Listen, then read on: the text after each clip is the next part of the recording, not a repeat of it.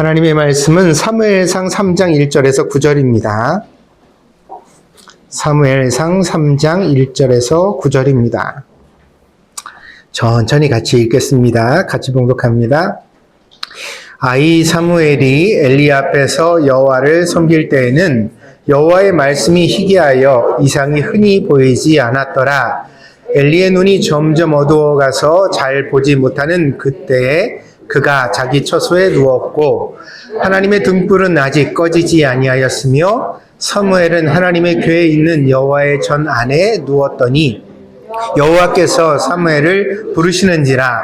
그가 대답하되 내가 여기 있나이다 하고 엘리에게로 달려가서 이르되 당신이 나를 부르셨기로 내가 여기 있나이다 하니 그가 이르되 나는 부르지 아니하였으니 다시 누우라 하는지라. 그가 가서 누웠더니 여호와께서 다시 사무엘을 부르시는지라. 사무엘이 일어나 엘리에게로 가서 이르되 당신이 나를 부르셨기로 내가 여기 있나이다 하니 그가 대답하되 내 아들아 내가 부르지 아니하였으니 다시 누우라 하니라. 사무엘이 아직 여호와를 알지 못하고 여호와의 말씀도 아직 그에게 나타나지 아니한 때라. 여호와께서 세 번째 사무엘을 부르시는지라. 그가 일어나 엘리에게로 가서 이르되 당신이 나를 부르셨기로 내가 여기 있나이다 하니 엘리가 여호와께서 이 아이를 부르신 줄을 깨닫고 엘리가 사무엘에게 이르되 가서 누웠다가 그가 너를 부르시거든 내가 말하기를 여호와여 말씀하옵소서 주의 종이 듣겠나이다 하라 하니 이에 사무엘이 가서 자기 처소에 누우니라. 아멘. 어느 기자가 우승한 감독에게 질문을 했습니다. 우승을 축하합니다. 당신은 훌륭한 팀을 만들기 위해 선수들의 테크닉과 태도 중에서 무엇이 더 우선되어야 한다고 생각하시는지 궁금합니다. 그랬더니 감독이 아주 그 질문에 감탄을 하면서 대답을 합니다. 아주 본질적이고 훌륭한 질문입니다. 나의 견해로는 태도가 우선입니다. 우리는 우리 팀의 목표를 이해하고 헌신할 선수들을 필요로 합니다. 그것이 갖추어진 후에 테크닉을 훈련해도 늦지 않는다고 생각합니다. 그러나 태도가 나쁘면 팀은 존재할 수가 없습니다. 선량하고 지혜로운 사람들조차 자주 하는 오해가 있습니다. 그것은 본심만 나쁘지 않다면 약간의 무례한 태도는 얼마든지 이해받을 수 있는 문제라는 생각입니다. 물론 타인을 배려하고 이해하는 것은 매우 훌륭한 미덕입니다. 그러나 이해받는 것이 당연한 일은 아닙니다. 오히려 그런 이해를 우리가 받게 된다면 매우 깊이 감사해야만 합니다. 태도가 거칠거나 무례하다는 것은 당연히 이해받을 문제가 아니라 삼가하고 고칠 문제라는 것입니다. 그래서 우리가 중간에 중재를 하면서 본심이 그렇지 않은 걸 알고 좀 이해해주면 좋겠다고 중재하는 것도 필요하지만 자기가 알든 모르든 어느 정도의 무례를 저지른 사람에게 그건 아니다, 그렇게 해서는 안 된다는 것을 가르쳐 줄 필요도 있습니다. 그렇지 않으면 그 사람은 계속해서 자기가 양해받는 것을, 이해받는 것을 당연시 여길 수 있거든요. 어디 가도 그런 신뢰를 저지르면서 살아요. 이 사람은 영원히 고치지 못합니다. 왜냐하면 모든 사람들이 자기에게 아무 말을 안 하기 때문이에요. 태도가 중요하다는 것은 신앙도 마찬가지입니다. 이것은 인간의 인간됨에 관한 과제입니다. 사람은 마땅히 어떠해야 하느냐? 사람은 자기 자신의 태도를 돌아보며 고쳐가는 존재여야 합니다. 자신의 태도를 돌아보고 고치는 것을 게을리하는 사람은 좋은 인격은 물론 좋은 신앙도 가질 수가 없습니다. 그래서 우리가 무례함을 많이 겪는 사람일수록 또한 자기 자신을 경계해야 합니다. 사무엘은 마지막 사사로 알려져 있습니다. 그는 이스라엘의 왕을 세운 선지자이기도 했습니다. 사사라는 말은 원래 그 이름의 뜻이 재판관을 뜻합니다. 이스라엘의 왕이 없던 시절에 왕의 역할을 대신하는 사람을 사사, 판관이라고 불렀습니다. 왕의 일을 하면서도 왕이라고 부르지 않은 까닭은 본래 이 사사는 혈통을 이어 대물림하는 자리가 아니었기 때문입니다. 사사는 자기 자식에게 물려줄 수가 없는 게 본질적이에요. 근데 보면 몇몇 사사가 자기 자식에게 대를 물려줬고요. 그때마다 결과가 별로 좋지 않았습니다. 어려운 시절에 하나님께서 이스라엘 백성들을 위하여 신탁, 하나님의 결정을 내려주시고 그 하나님의 신탁을 계시를 받은 사람이 사사가 되었습니다. 하지만 모든 사사가 선지자였던 것은 아닙니다. 선지자는 한 번만 하나님의 계시를 받는 사람이 아니라 지속적으로 하나님의 계시를 받는 사람이었기 때문입니다. 사무엘은 사사로 이스라엘을 다스렸고 선지자로서 또한 하나님의 계시를 증거했습니다. 전했습니다. 그렇기 때문에 그는 이스라엘의 처음 왕을 선택하여 기름 부을 수 있는 자격과 명예를 갖춘 유일한 사람이었습니다. 성경의 사무엘서는 누가 기록을 했을까요? 여러분, 사무엘서의 기록자는 누가 기록을 했을 것 같아요?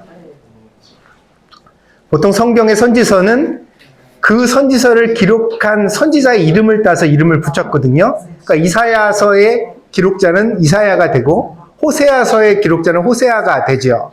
그러면 사무엘상, 사무엘하라는 두 성경이 상하로 구분된 두 권의 성경이 있는데 이 저자는 그럼 사무엘일까?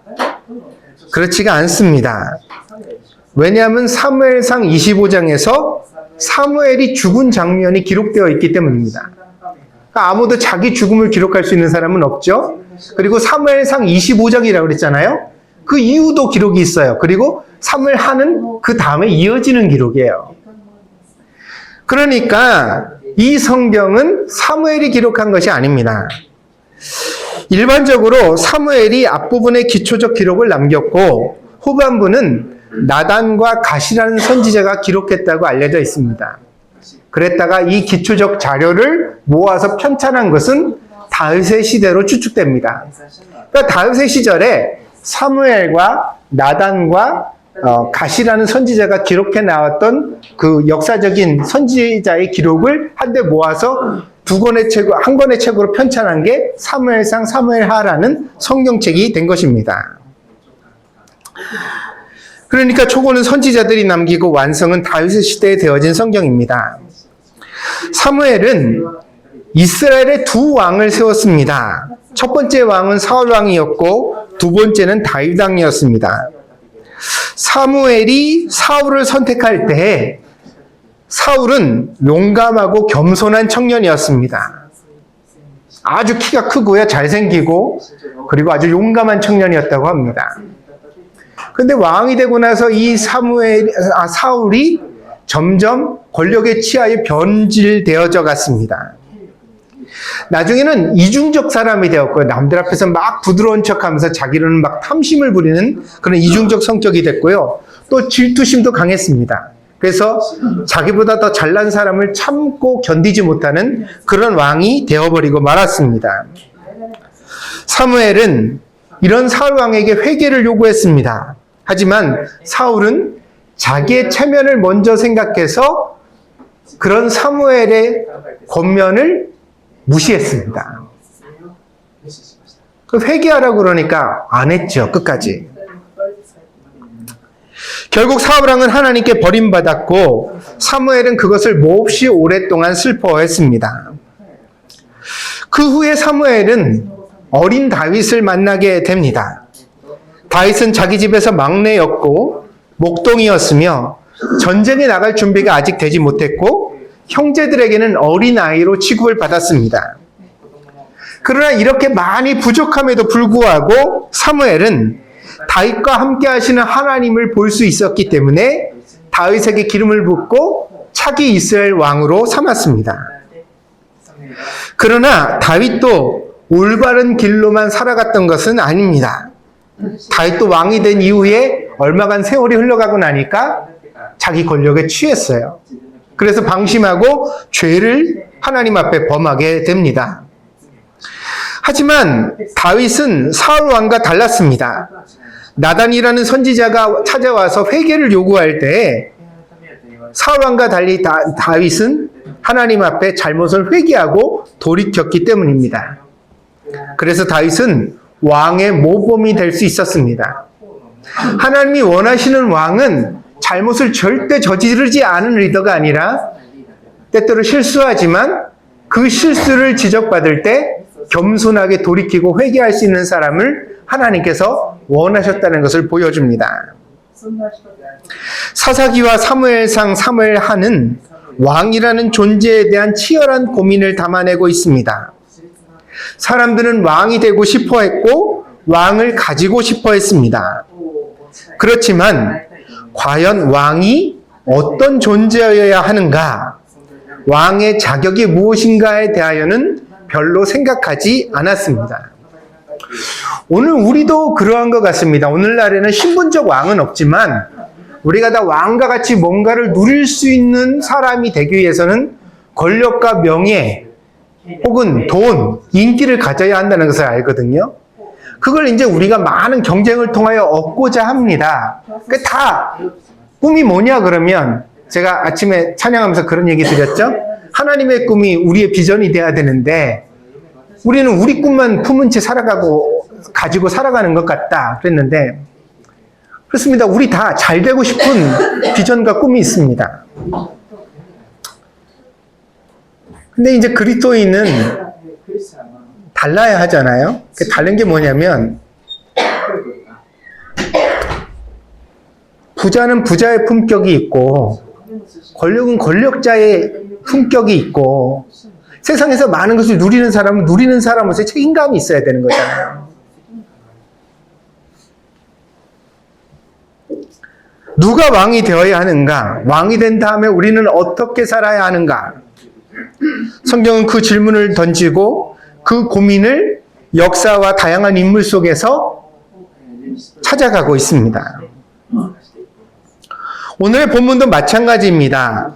사무엘은 그 탄생의 이야기가 아주 감동적인데 불임 부부가 있었다는 거죠. 결혼을 하고도 아기를 낳고 싶었는데 못 낳았던 부부가 있었다는 거죠. 근데 열심히 기도를 했더니 하나님이 응답하셔서 이 부부에게 처음으로 아들을 주셨습니다. 그렇게 귀하게 태어난 아들이 사무엘이에요. 근데 하나님이 이 아들을 주셨으니까 이 부부가 감동을 했습니다.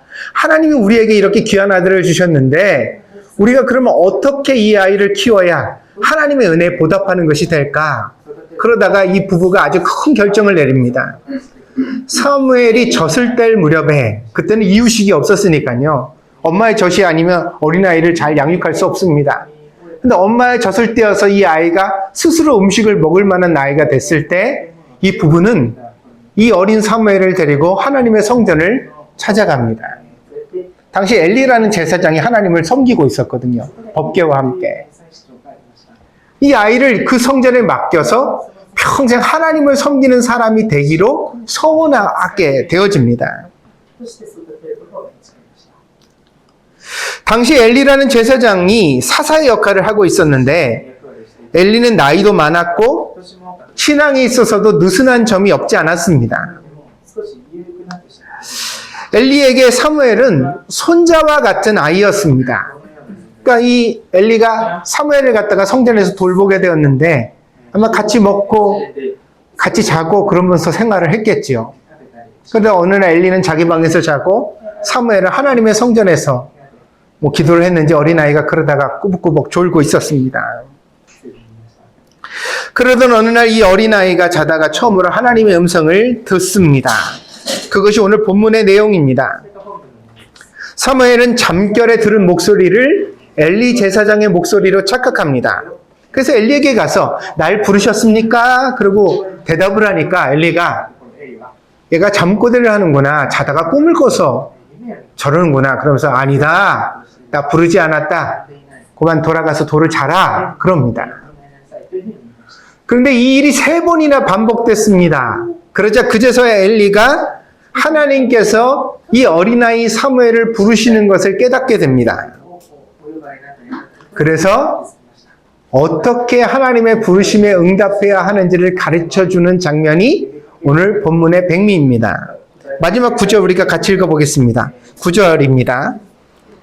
같이 9절 읽겠습니다. 시작. 엘리가 사무엘에게 이르되 가서 누웠다가 그가 너를 부르시거든 내가 말하기를 여호와여 말씀하옵소서 주의 종이 듣겠나이다 하라 하니 이에 사무엘이 가서 자기 처소에 누우니라. 사무엘은 이 가르침을 따라 처음으로 하나님과 만나게 됩니다. 그러니까 모세에게 떨기나무, 그 불붙은 나무가 있었다고 한다면 사무엘에게는 무엇이 있어요? 엘리 제사장이 가르쳐준 공손한 처음의 그 태도, 그 응답이 있는 겁니다. 이때부터 사무엘은 선지자의 길을 가게 되었고 마침내 위대한 사무엘이 되었습니다. 성경은 사무엘 선지자의 시작을 이 사건으로 기록했습니다. 앞에서 말씀드린 바와 같이 이 기록은 사무엘에 의하여 직접적으로 기록된 것이 아니라 사무엘이 남긴 어떤 기록을 근거로 하여 다시 편찬된 것입니다. 왜냐하면 왜 그러면 사무엘이 이런 기록을 남겼을 것이라고 우리가 이렇게 추정할 수가 있느냐, 추리할 수가 있느냐.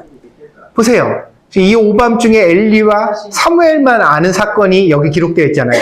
이거를 누군가 기록했다면 두 사람 중에 하나겠죠. 엘리나 사무엘이 아니면 이건 알 수가 없는 사건이에요.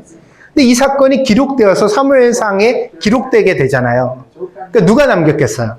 사무엘 선지자가 그 기록을 남겼다는 거죠. 그렇다면 사무엘 선지자는 자기의 인생을 정리해 갈 때 이 기록을 매우 중시했다는 것을 알 수 있습니다. 말하자면 목사로 보면 목사에게는 처음 이렇게 목사 가운을 입으면서 목사 안수 받는 장면이 굉장히 기념적이거든요. 그때 내가 어떤 마음으로 목사가 됐지 이런 마음을 평생 간직하지 않을 수가 없어요. 사무엘이 언제 선지자가 됐느냐는 거죠. 어떤 마음으로 됐느냐는 거죠. 사무엘이 그것을 평생 간직한 거예요. 그게 뭐냐? 내가 선지자가 됐던 장면을 내가 어떤 마음으로 선지자가 되었는가를 평생 간직했던 것입니다. 사무엘이 사사 겸 선지자로 이스라엘을 다스리는 동안에도 사무엘은 이 가르침을 자기 신앙의 뿌리로 삼았던 것입니다. 그렇기 때문에 사무엘 선지자에게 있어서 믿음은 곧 뭐예요? 순종이 될 수밖에 없었던 거죠. 겸손이 그렇게 해서 중요했던 거죠. 사무엘이 왜 사울왕에게 하나님 앞에 겸손하라고 말했을까? 왜 순종이 제사보다 낫다라고 설교했을까? 생각해 보면 오늘 사무엘상 이 3장에 나오는 이 장면이 그 첫 색깔의 처음 시발점이 되어지고 있다는 것입니다. 그렇기 때문에 이 주제가 어때요? 사무엘을 통하여 사울왕을 만나고 다윗왕을 만나게 되는 거죠. 사울왕은 사무엘이 전해줬던 이 설교에 실패했고 다윗은 이 설교를 간직하여 어떻게 죄를 지었지만 하나님 앞에 회개하고 돌이킬 수 있는 왕이 되었던 것입니다. 성경이 말하는 왕의 자격은 종의 마음입니다. 자신이 꼭대기라고 생각하는 교만이 아니라 자기 위에 하나님이 계시다는 사실을 인식하고 그 하나님의 말씀 아래에서 순종하는 마음을 가질 때 비로소 그 사람을 왕의 품격을 가진 사람이다. 성경이 그렇게 말하고 있는 것입니다. 그래서요, 성경 모순적이죠. 내가 왕이다! 라고 주장하는 사람은 왕의 자격이 없다는 거예요. 어떤 사람이 진짜 왕이다? 나는 왕이 아니라 내 위에 누가 계셔요? 하나님이 계시다. 나는 그분의 종일 뿐이다. 말씀하옵소서 주의 종이 듣겠나이다. 그러나 사람은 물질이나 권력에 취해서 흔들릴 수 있습니다. 사무엘도 사울도 다윗도 모두 다 인생의 위기가 있었습니다.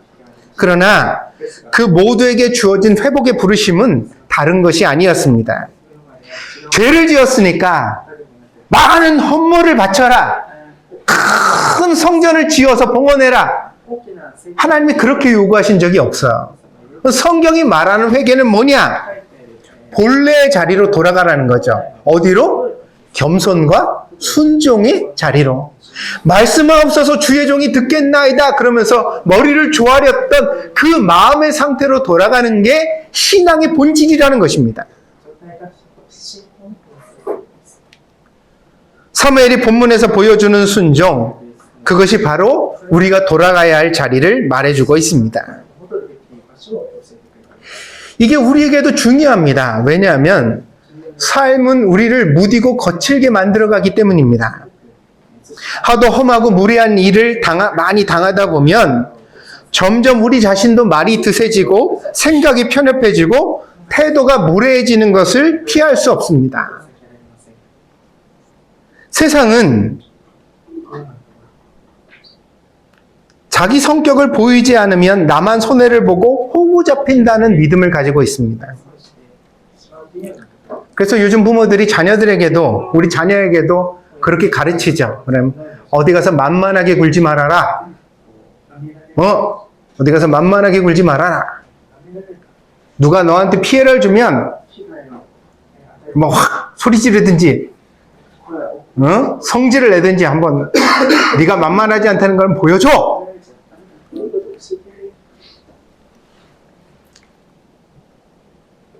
그럼 생각해 봅시다.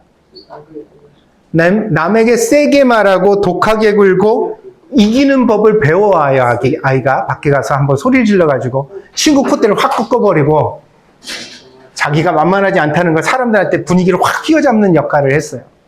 자, 그 승리의 감정을 가지고 집으로 돌아왔을 때 이 아이는 자기 부모에게 고분고분하고 순종하는 태도를 취할까요?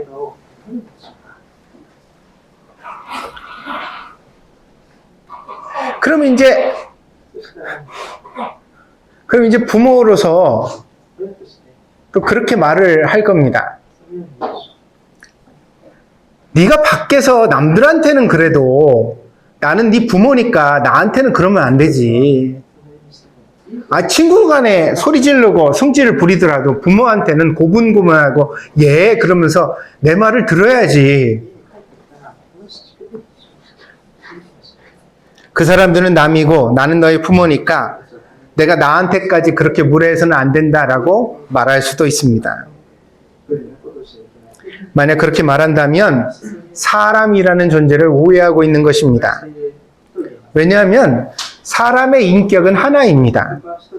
하나의 인격으로 만인을 대하는 것입니다. 신앙의 인격도 하나입니다. 그래서 성경이 뭐라 그래요? 하나님을 사랑하고 이웃을 사랑해라. 하나님만 사랑하면 되지 이웃을 뭐하러 사랑합니까? 아니 사람한테 박정하게 대하고 무례하게 구는 사람이 하나님한테 과연 진짜 신앙생활을 할 수 있을까?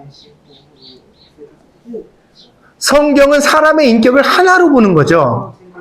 하나님께 부드러운 사람은 사람에게도 부드러울 수밖에 없다는 거예요. 여기서 사랑이면 저기서도 사랑인 거죠. 그래서 이웃에게 사랑을 실천하는 것이 하나님을 사랑하는 방식의 훈련이 된다고 성경이 말해주는 거예요. 그렇기 때문에 그리스도인은 손해를 볼 수밖에 없죠. 세상 사람처럼 굴 수가 없어요. 세상 사람처럼 굴지 않기 때문에 우리는 감히 하나님을 사랑하는 사람이 되는 겁니다.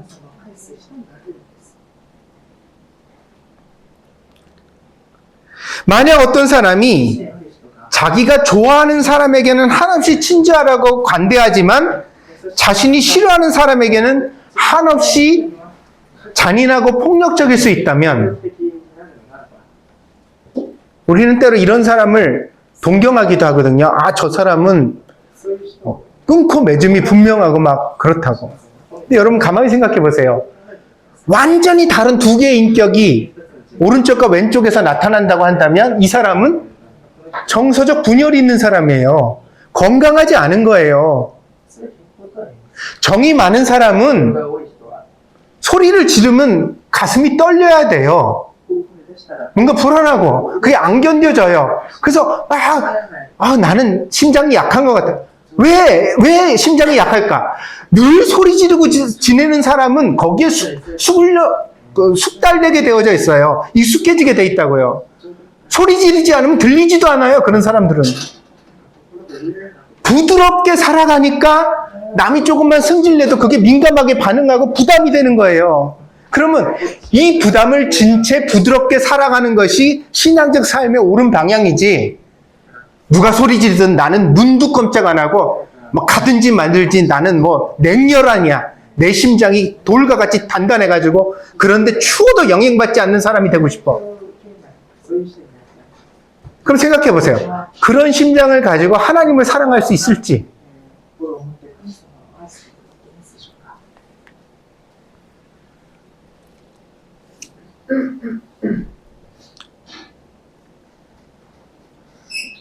그것은 올바른 인격도 건강한 정신도 아닙니다. 그래서 우리가 부모로서 가르침을 아이에게 전한다면 세상에서 만만하게 여김을 받도록 굴지 말아라 라고 가르칠 것이 아니라 세상에서도 하나님 앞에서 살아가듯이 말하고 행동해라. 어떻게? 말씀하옵소서 주의 종이 듣겠나이다 라고 하는 태도를 내가 살아가는 평소의 삶 가운데서도 늘 가지려고 그렇게 해라. 부모를 대할 때 그렇게 대해라. 형제를 대할 때 그렇게 대해라.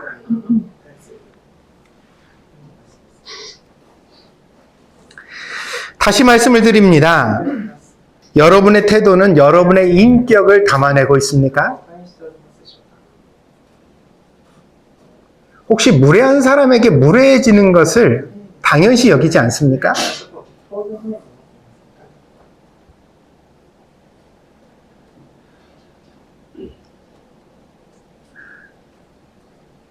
자기 마음을 아프게 하는 사람에게 독하게 함을 통해서 복수하려는 심리,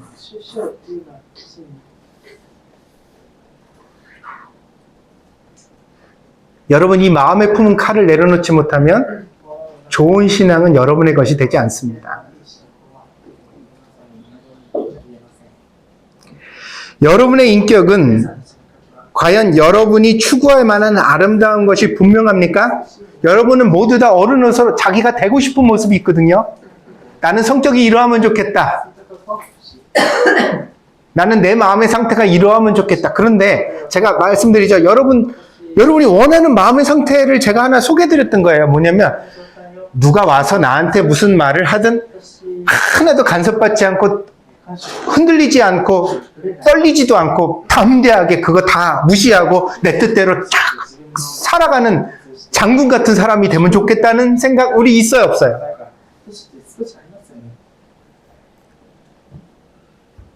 그 여러분의 인격의 모델일 수 있거든요. 그런데 그게 과연 신앙적으로도 추구할 만한 아름다운 모습일까요?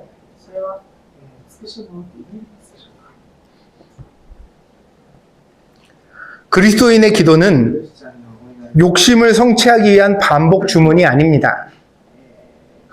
계속 같은 말을 하나님한테 드려서 내가 원하는 바가 이루어지게 하는 것이 기도라고 착각하는 분들이 교회 안에도 많습니다.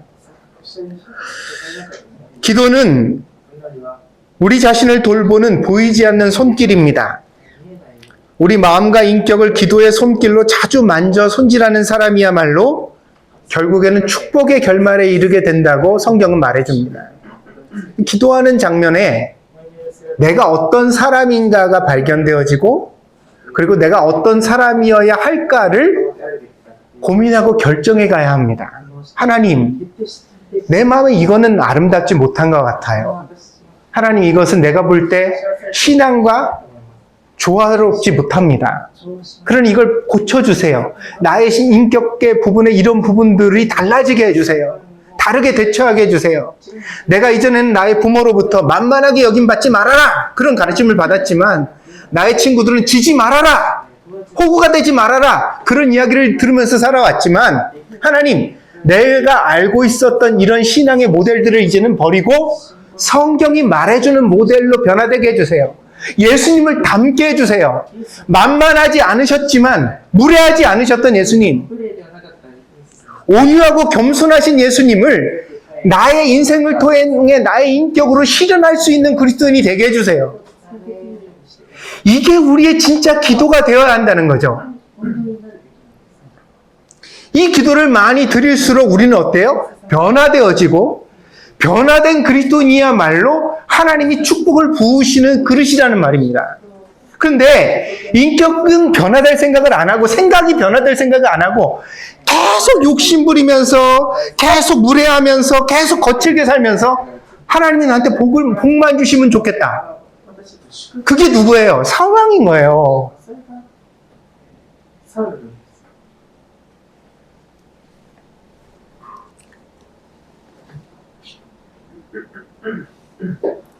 그래서 오늘 여러분에게 말씀드립니다. 하나님 앞에서 부드러운 사람이 됩시다. 아멘? 만약에 우리가요, 그렇게 부드러운 사람이 되고자 하는 공통적인 비전과 마음을 품지 않는다면 우린 교회 안에 모여 있을 이유가 없습니다.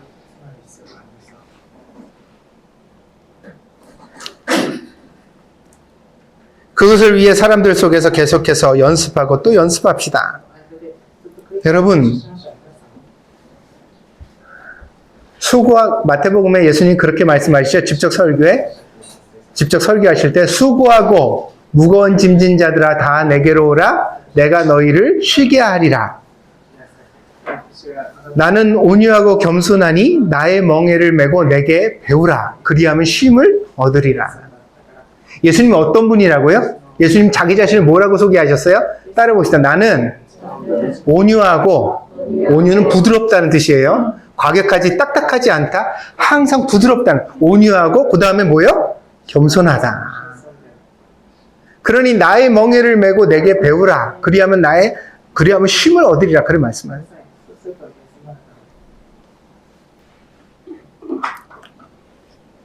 여기 이제 갓 결혼한 부부도 있고, 20년쯤 산 부부도 있고, 저희는 30년쯤 산 부부가 앉아 있습니다. 제가 요즘 우리 아이들한테 뭐라고 얘기를 하냐면요. 나는 나이 먹으면서 조금씩 더 좀 좋아지는 것 같아. 마음에 들어. 이런 얘기를 하거든요. 저는 그게 신앙생활이라고 생각해요. 참을 수 없었던 것이 참아지고, 거칠었던 부분들이 부드러워지고,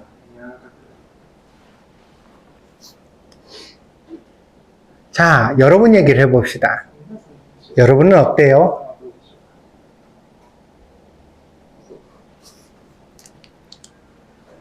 예수 믿는 보람은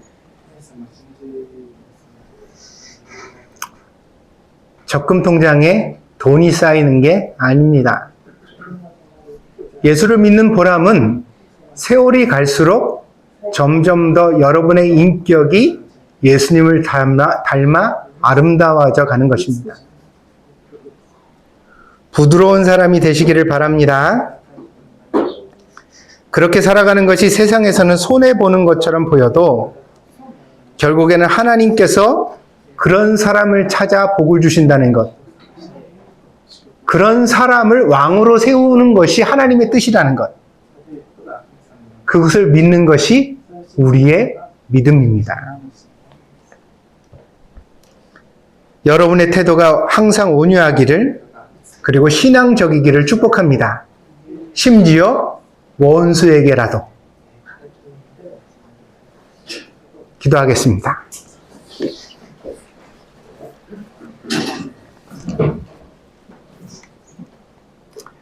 무례하고 거친 세상을 살다 우리도 무례해지고 거친 사람이 되지는 않았습니까? 하나님 제발 그렇게 되지 않도록 우리를 붙잡아 주시고 도와주시기를 원합니다. 사무엘도, 사울왕도, 다윗도 모두 다 인생에서 흔들렸습니다. 실수했습니다. 하나님 앞에 죄를 지었습니다. 그러나 돌아온 사람도 있고 돌아오지 못한 사람도 있었습니다. 하나님, 혹여 우리가 하나님의 말씀을 떠나 잘못된 길로 간다면 늦게라도 깨닫고 돌아올 수 있는 사람이 되게 하여 주시옵소서. 그리하여 사무엘처럼 평생 하나님이 나를 부르신 자리, 내가 처음 하나님께 배웠던 그 태도를 마음에 간직하고 살아갈 수 있는 사람이 되게 하여 주시옵소서. 하나님, 나에게 말씀하십시오. 나는 하나님의 종입니다. 그 말씀을 내가 듣겠습니다. 그 말씀 앞에서 겸손하고 순종하는 태도로 살아가겠습니다. 오늘 우리가 이 신앙의 본질적인 태도를 배우게 하셔서 하나님을 기쁘시게 하는 사람이 되게 하여 주시옵소서. 우리가 더 나이 먹었을 때 우리의 머리에 흰 눈이 내리고 인생의 모든 낙이 지나가고 우리의 건강이 쇠약해질 때라도 하나님, 우리의 인격은 보석처럼 빛나서 많은 사람들에게 향기를 주고 감동을 주고 하나님 믿는 사람이 과연 다르구나. 하나님 믿는 사람은 저렇게 살아가는 거구나. 저렇게 말하고 저렇게 행동하고 저렇게 교회를 다니고 저렇게 신앙생활 하는 거구나. 그렇게 보여줄 수 있는 사람이 되게 하여 주시옵소서. 그런 사람이 되기 위하여 오늘 기도하게 하시고 예배드리게 하시고 오늘 우리가 교회 안에서 우리를 가다듬게 하여 주시옵소서. 감사를 드리며 예수님의 이름으로 기도했습니다. 아멘.